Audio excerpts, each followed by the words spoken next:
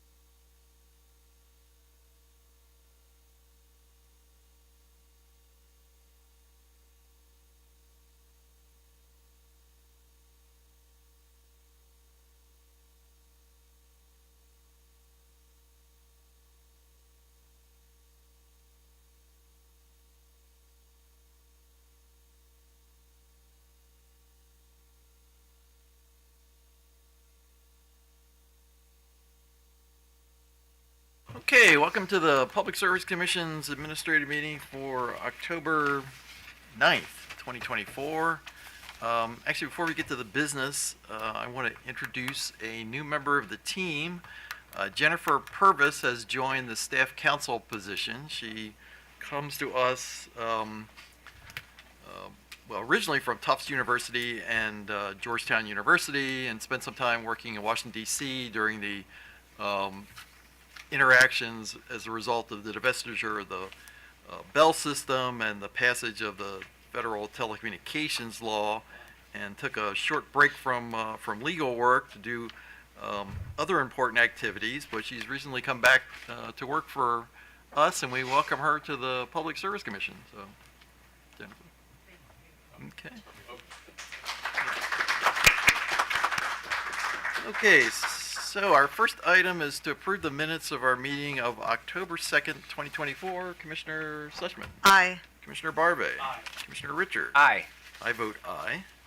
Morning, Mr. Chair. There are 3 items on today's consent agenda. Item number 1 is an application from F&D Partners, Inc. for a license to supply natural gas. Item number 2 is a notification from F&D Partners, Inc. of a change in ownership. And item number 3 is a request from Westminster Solar, LLC for a waiver of the operational deadlines for a project in Carroll County. Okay, regarding item 1, I move that we grant the company a license to operate as a natural gas supplier in Maryland, limited to broker services for the customer classes and service territories applied for and recommended by staff, and direct the company to file notice with the commission within 30 days of any changes to the information in this application. Commissioner Sushman. Aye. Commissioner Barbe. Aye. Commissioner Richard. Aye. I vote aye. Regarding item 2, I move that we note the filing. Commissioner Sushman. Aye. Commissioner Barbe. Aye. Commissioner Richard. Aye. I vote aye. And item 3, I move that we grant the company the requested waiver of the operational deadline for the Westminster Solar Project until January 18th, 2026. Commissioner Sushman. Aye. Commissioner Barbe. Aye. Commissioner Richard. Aye. I vote aye. Item number 4 on the administrative agenda is a request from Solar Landscape, LLC to qualify certain multifamily properties as low-income subscribers in Maryland's Community Solar Pilot Program.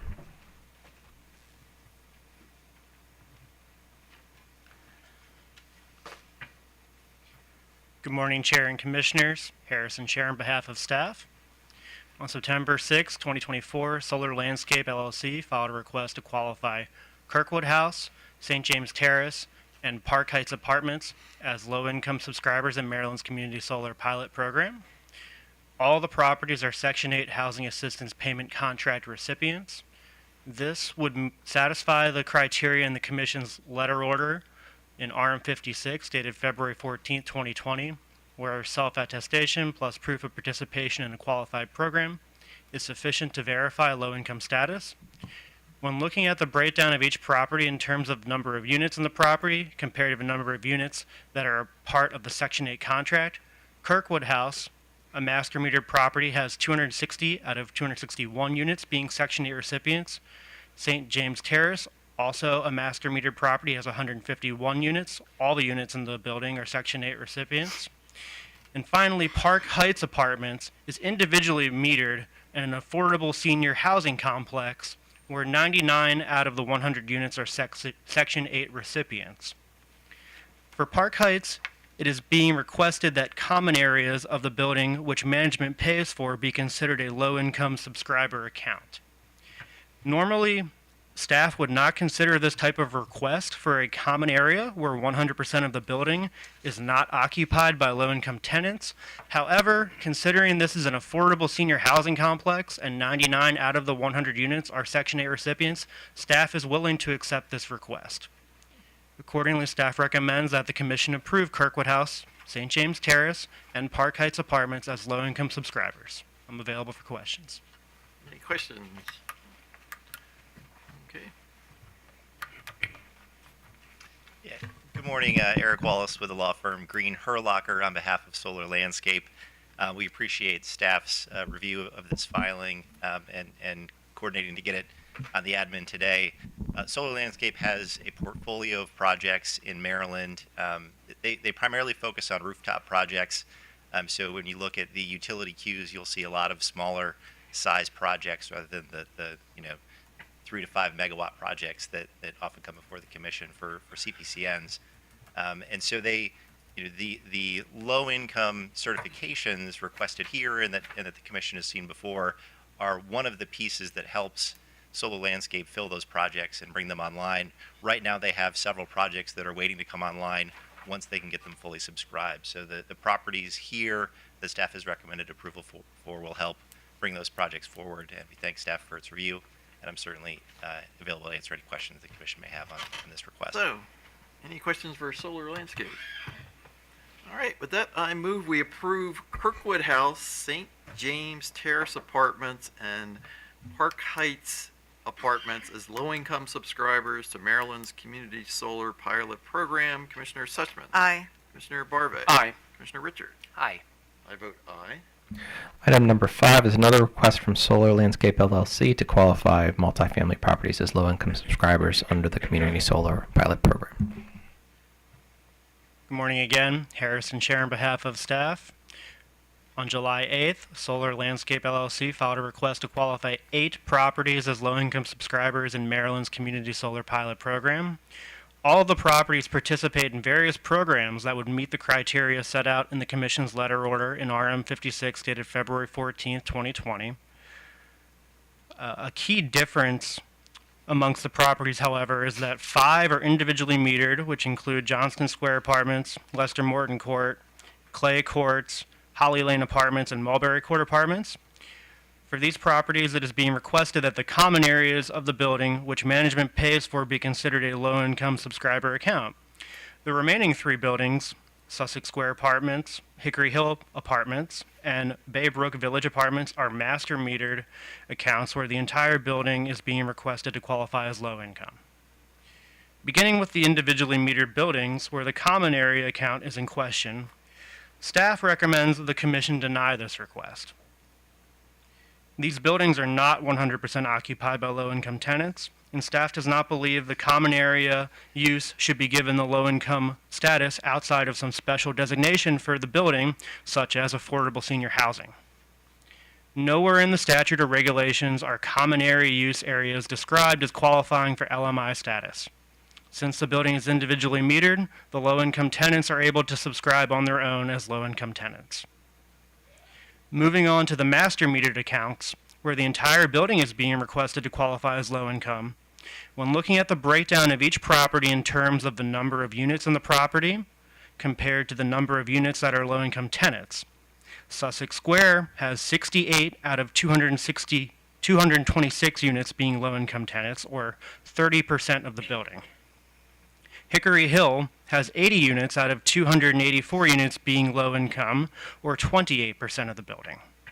And Baybrook Village has 152 units out of 308 units being low income tenants, or 49% of the building.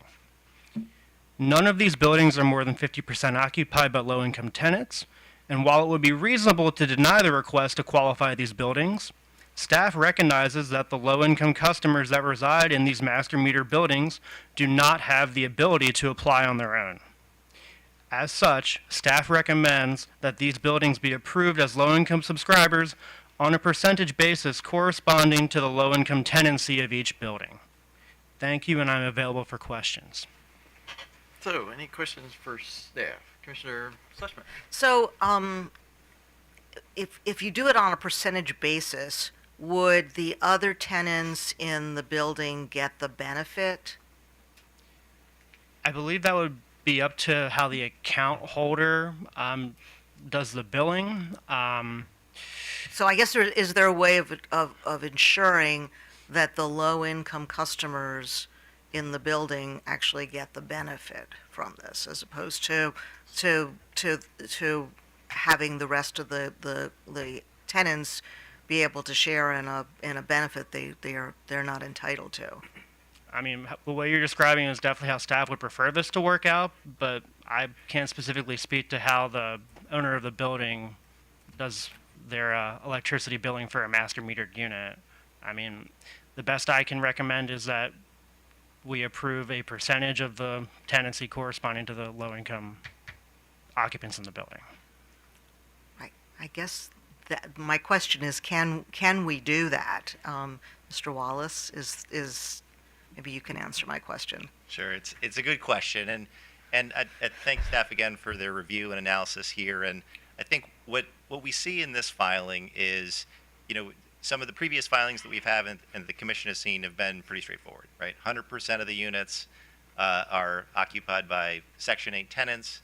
It's pretty cut and dry, and it's a relatively simple request. This one is a little bit more complicated because these and I think importantly, these properties are low-income tenant only, but only a portion of the units within the properties specifically are covered by one of the contracts that we provided in the filing. So, big picture, I think the risk that that a benefit would flow to a non-low-income tenant is really not sort of consistent with the reality on the ground in these properties. That said, I certainly understand the concern, and in talking with the Solar Landscape folks and the property owners for these properties, the way that they have this structured. So Solar Landscape started up in New Jersey, and in their program, their community solar program is very focused on rooftops. That's kind of the primary capacity, and they've brought that model to Maryland. But one of the key requirements in the New Jersey program is that you directly pass the benefits on to the low-income tenants in your properties. So, for example, for the 3 master metered units that we've identified here, to the extent that the commission certifies those properties in their entirety, the way that and that's how it's been worked in New Jersey. And what we're asking for here, but the way that the property manager handles that is they then turn around and there's a component, there's a sort of a utilities fee that each tenant pays, right? And so they would apply the savings from the community solar subscription to that utilities fee, reducing that cost for all the tenants. And how do we know that that will happen? Well, that's a good question. That's that's certainly a commitment that these property owners have made with respect to their properties in New Jersey, and that's what they are committing to do here as well. There's not a rule or a process to audit that. But I would flag that this issue about multifamily low-income housing and sort of how best to handle them in the community solar program going forward is something that is on the net metering working group's issues list going forward. That's fine. I'm not asking. I mean, I understand this. To the extent that you can do anything, it's kind of on the fly. But it just seems to me that it's going to be less straightforward.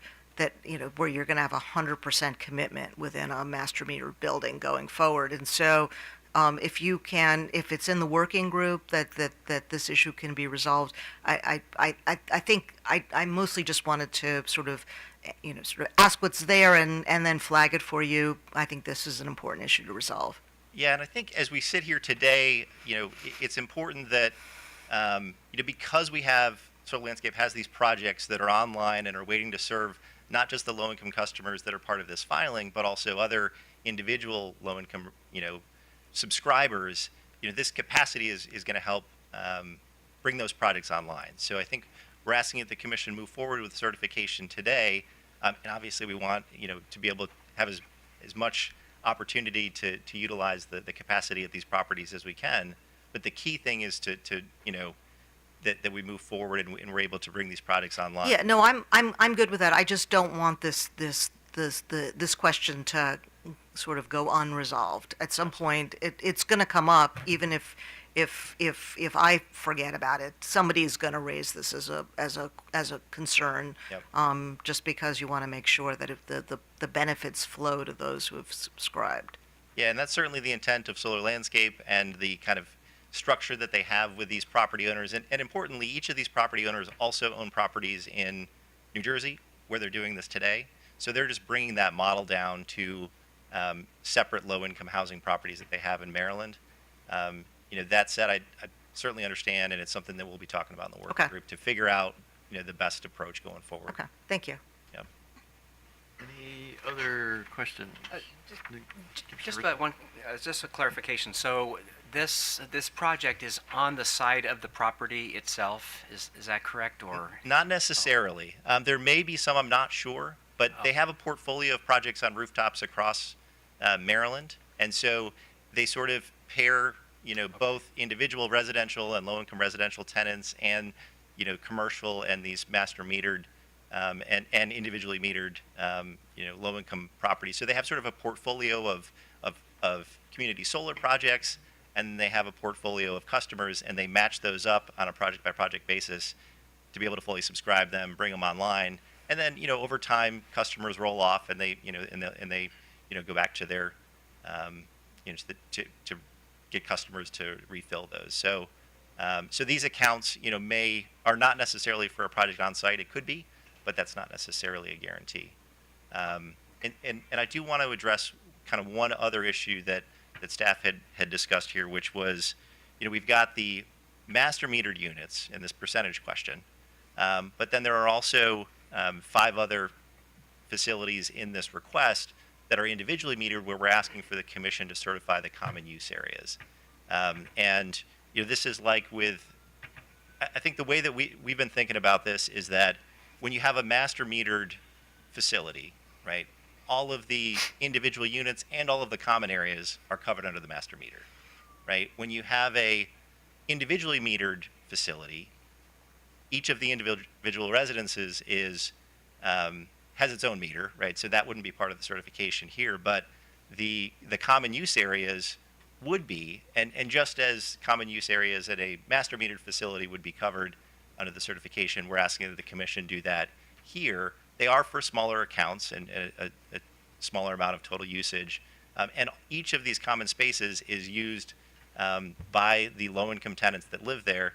To staff's point, not exclusively, right? There are, these are not, these are all low-income properties, but not exclusively Section 8 tenants. Or, so it's, I think it's a reasonable request, given that these are multifamily housing units that are providing residence to low-income customers, which is what the regulations contemplate, and the regulations are not that prescriptive about exactly what those percentages will be. I will note that staff had flagged in the 2020 commission letter order on low-income certification, the commission had used 85% as a figure, and then with respect to the matter that we just heard, the Park Heights apartment facility, 99 of the 100 units were covered under the Section 8 contract. When you look at the 5 properties that we have here, I think, the straightforward one is Johnston Square. So that's 217 of the 218 units, or 99.5% of the units are covered by those Section 8 contracts. So the common use areas within that facility, if we're applying that percentage, it's a higher percentage of units that are low income than, or that are Section 8 than Lester Morton. And so I think, where we have these common use areas that have greater than 85% or greater,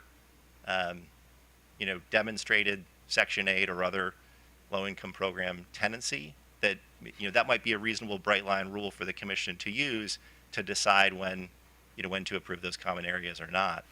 And so if we were to apply that framework here, for example, Johnston Square, Lester Morton Court, and Clay Courts, 3 of the 5 would satisfy that threshold. There are 2 others that would not, Holly Lane and Mulberry Court. So I think, in light of staff's recommendation, I think what I'm requesting here with respect to those is that we allow those common use areas for those very high percentage properties to be certified, so that we can, again, use those accounts to help bring facilities online, not just to benefit these properties and their tenants, but also all of the other folks that are waiting for those projects to come online.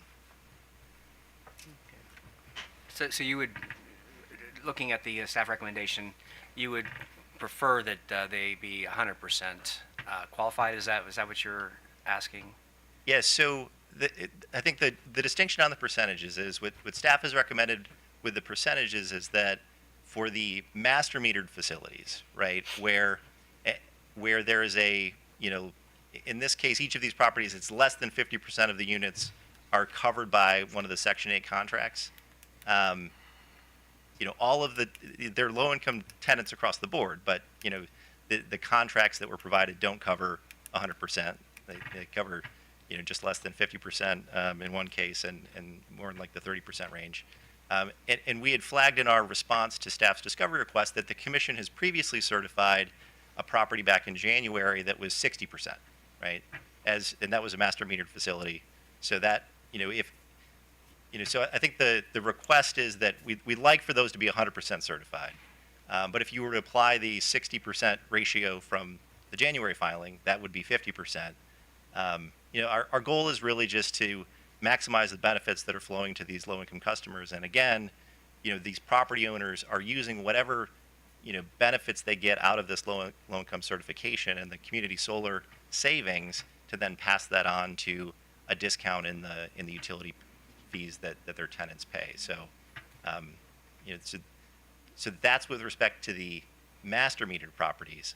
For the individually metered properties, staff's recommendation is just reject all of them, right? And so what we're asking is that those, and because those are exclusively common use areas that are covered here, and so we're asking the commission to,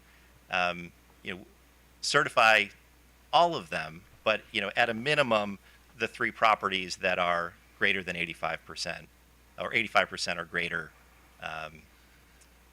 Section 8 tenancy. I think that's a compromise that I think would be consistent with the Commission's 2020 letter order, and also, certainly recognizing that, for example, with Johnston Square, 217 out of 218 units, I think there is like an on-site management person that lives in the last unit, but I mean, certainly that is a Section 8 low-income property, and the common use areas, just as they would under a master metered, I think it's reasonable for them to be certified under the individual metered Okay. configuration as well. All right. Well, thank you for that answer. And Mr. Chairman, I will support your motion, but I would be very open to just certifying these properties, given the importance of community solar generally, and the fact that we need to get more solar projects, so we're not paying too much in ACP payments this year. So, thank you. Okay, so a couple questions. One, explain to me the difference between what we did regarding the Kirkwood House, St. James Terrace, and Park Heights apartments, and what you're proposing that we not do for this second collection. Certainly. The main property to focus on in the previous case was the Park Heights apartments. In that case, it was also individually metered, but 100% of the tenants did not occupy the building. But however, since it was 99 out of 100 tenants and it was an affordable senior housing designation, staff felt this was enough to approve a low-income status for the common area account. While this is a gray area right now, common areas aren't specifically designated as being able to be approved as low-income subscribers. Thus, staff is trying to establish that 100% occupancy should be the standard for approving common areas as low-income subscribers. In the current matter, the 5 properties which are being requested for a common area, none of them have 100% of their tenants as low-income tenants. Thus, since there's no support for this in the statute, as far as common areas, staff does not believe that we can approve the common areas. May I briefly Sure. respond to that? I mean, I agree that the statute and the regs don't specifically address master metered versus individually metered units. But what the regulations talk about is, certifying an operator of a low-income housing facility. Certainly, these properties and their accounts meet that standard, and there's no question that there are low-income tenants here. There are different percentages of low-income tenants, but there's not a bright line rule in the statute or the regs that answers this question. And so I think that's why when we were kind of framing this up, we're thinking about the distinction between a master metered property where the common use areas are covered under the master meter, and an individually metered property where they're not. But if that same property were to change its metering configuration, all of a sudden those common use areas would be eligible under kind of staff's bright line distinction there. And at the end of the day, what we're working towards is, bringing community solar projects online, getting those RECs in the flow, getting those benefits to the leaseholders that are renting the rooftops for solar, bringing the benefits to the subscribers, including all of the individual low-income subscribers and the multifamily housing providers that the commission has again and again recognized as eligible for certification. And I think the challenge here is we don't have 100% every time, but if that's the standard, then all of these low-income housing providers that are serving a substantial amount of Section 8 tenants and also serving other low-income tenants, whether they're seniors or young families or middle-aged folks, I think across the board we're asking that the commission allow them to participate. And this is just a small piece of the whole community solar puzzle, right? It's not like these folks are crowding out other low-income tenants. This is just another way for Solar Landscape to get all of the accounts that it needs to be able to bring its pending projects online. And so I think that's our argument for why we're asking the commission to move forward with our request here. Okay, so before I turn to Commissioner Barbe, the regulations for the community solar program, they're not finalized yet, are they? No, they're not. Okay. And there is a working group that's dealing with this issue? Correct. All right, so if we make sort of ad hoc decisions on these matters, I mean, how does that interact with the working group? Or, I mean, are they trying to come up with some solution to this? I mean, I believe the working group could definitely cite this commission decision, but I don't think that would necessarily dictate that has to be the standard moving forward. The regulations for the permanent program are set to be approved this January, so there's still time to hash all these issues out. All right, but I guess the only thing I'm concerned about is, if we approve certain projects and then the, regulations pitch it a different way, how do I synchronize all these things that we're trying to be consistent? Well, these properties are applying for the pilot program, whereas the regulations are going to be for the permanent program. So that right there could be an important distinction. All right. And Mr. Chairman, if I may briefly respond, I think we've got kind of two different phases happening in the work group right now. So the immediate regulations that the work group has been developing over the last year or so are kind of finalized and have been presented, and we're looking to get those in regulation and finalized by the end of the year so that the permanent program can begin. This issue is on the list for the next phase of regulation. So we'll be coming back to talk about the consolidated billing and net crediting piece of HB 908. And as part of that, there's this other issues list that Mr. Vanderhayden and the work group have developed. This is one of the items this is actually the first item on that list.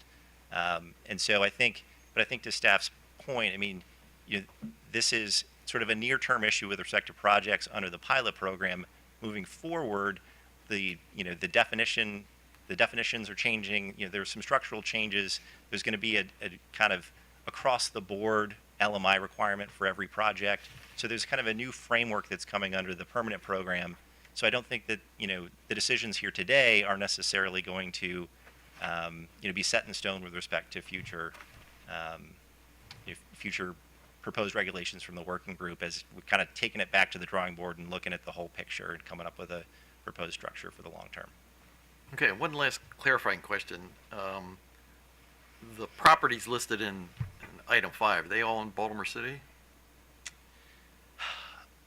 They are not all in Baltimore City. There are, I think towards the end of our filing, we've got information on the locations of those properties. I believe some are in Prince George's County. Yeah, Oh, I see. we've got some BGE and PEPCO projects. Many of them are BGE. Okay, Commissioner Barve. No, I think I'm okay. Well, actually, I mean, these common areas, just how, we're talking about hallways and meeting rooms? Yeah, hallways, lobbies, a relatively, small amount of usage Not across these much. common areas Yeah. that would just be subsumed within the master meter in another property. Okay, thank you. And if you don't get the certifications, does that mean the project's not going to go forward? If we don't get the certifications, we don't have these accounts and this usage to fill the pending projects, then that's going to delay commercial operation. And so, particularly with respect to these 8 projects, this filing was back in July. There's a group of projects that are waiting to come online in BG and Pepco where Solar Landscape is hoping and counting on using this capacity to be able to bring those projects online like as soon as possible, right? So they're just sitting, they're ready to go. They just need to finalize the subscriptions for them so that they can turn them online. Fred. So, Mr. Chairman, as I think Commissioner Richard indicated, I'm sort of also inclined to allow this to go forward and to accept the request. Okay, so let me, just before we take final action here. So I understand your concerns and disagreement with the first recommendation regarding denying certification for those projects. On the second part, with this percentage situation, are you okay with that? I think what our position on that is that these are properties that are serving all low-income customers, right? There's a subset of those customers for which there are Section 8 contracts on the book, there's one property management company that owns all 3 of those properties, and we confirmed with them in response to staff's filing, yes, they're going to pass the benefits down to their tenants, all of which are low income, a subset of which are Section 8 contract folks. So our request there is that the commission certify the property in its entirety. I think that is sort of consistent with what the commission did back in January with respect to the facility that was 60% covered with those contracts. But I think if the commission's concern is that these benefits are going to flow to non-low income folks, that's not the way that this is kind of structured from that property management group, their tenancy. I think that the gap here is that the Section 8 contracts don't cover all of those units, Sure. and that's what keeps it from being clean. But I think from a policy perspective, there's still benefits flowing to low-income customers. It's helping to not just, provide community solar benefits to those folks, but also all of the other customers for the pending projects that will be able to start to get their benefits if we can fully subscribe that account. So that's our request, and we hope that the commission finds that reasonable. Yeah, okay. May I respond to that? Sure. Mr. Wallace claims that the other buildings are also occupied by low-income tenants, but I mean, if those low-income tenants were able to qualify as low-income subscribers for the program, I don't know why the filing wouldn't indicate as such. The way the filing indicates is that 30% of this building has Section 8 tenants, 28% of Hickory Hill has low-income tenants, and again, less than half, 49% of Baybrook Village Apartments has these low-income tenants that meet the qualifications under RM56. So, I mean, if they are 100% occupied by low-income tenants, staff would not oppose this, but that does not appear to be the case. And I'll tell you that in response to staff's comments last week, we did reach out to the property management group, asking them for additional documentation to help prove up that balance. Unfortunately, the key folks that we were trying to get a hold of have been out of the office since Thursday due to the Jewish holidays. So here on Wednesday, we wanted to move forward today and not defer because we have these projects pending, and there are so many projects here. But I think that there's more that can be provided in the future. I just given the time constraint here and wanting to move forward with, given how many projects are involved here, we did want to we did want to push on here. And I guess what I'm having difficulty understanding, and I guess because I'm not an expert in housing, how somebody could be low income and not qualify for Section 8. Well, it's not that they don't qualify for Section 8. It's that the property doesn't have that has the Section 8 contract has it with respect to a subset of the units rather than all the units, right? So a person that's living in a non-Section 8 unit in that property could be lower income than a person with a Section 8 unit. So it's this differential between, who are the tenants and what is the kind of, contract structure with respect to the Section 8 units. And Okay. so if that All right. answers the question. I think that works. Okay, so I move that we grant the company's request to qualify Johnson Square Apartments, Lester Morton Court, Clay Courts, Holly Lane Apartments, Mulberry Court Apartments, Sussex Square Apartments, Hickory Hill Apartments, Baybrook Village Apartments as low-income subscribers within Maryland's Community Solar Program. Commissioner Schlesman. Aye. Commissioner Barve.